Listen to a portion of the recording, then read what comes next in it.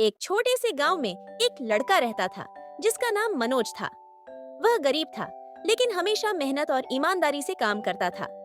मनोज का सपना था कि वह एक दिन बड़ा आदमी बने और अपने परिवार की मदद कर सके। उसका दिन सुबह जल्दी शुरू होता था और वह खेतों में काम करता, फिर स्कूल जाता। गांव में एक बड़ा व्यापारी था जिसका नाम धीरू भाई था।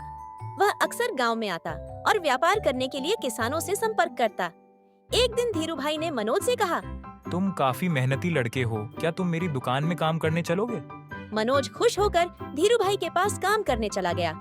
वह व्यापारी ने मनोज को अपने दुकान के सामान को एक जगह से दूसरी जगह ले जाने का काम दिया। एक दिन काम करते वक्त मनोज ने देखा कि धीरू भाई का एक बक्सा खुला पड़ा था और उसमें बहुत सारे सोने के सिक्के थे।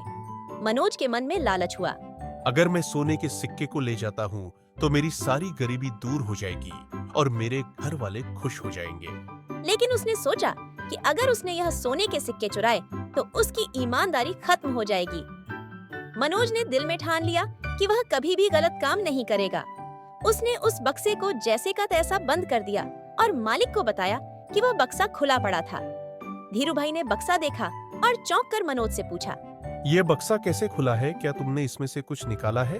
मनोज ने मुस्कुराते हुए कहा, नहीं मालिक, मैंने कुछ नहीं लिया। धीरू भाई को विश्वास नहीं हुआ और उसने मनोज को काम से निकाल दिया। मनोज बहुत दुखी हुआ और वह वहां से चला गया। कुछ महीनों बाद धीरू भाई का व्यापार संकट में फंस गया। उसकी दुकान में कोई ग्राहक नहीं आता था और उसे पैसों की सख्त जरूरत थी।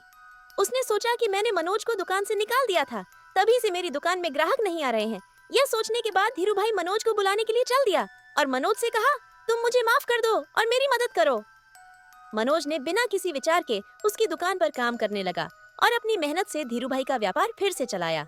इसके बाद धीरू भाई ने मनोज को अपना पार्टनर बना लिया और उसे बहुत सम्मान दिया।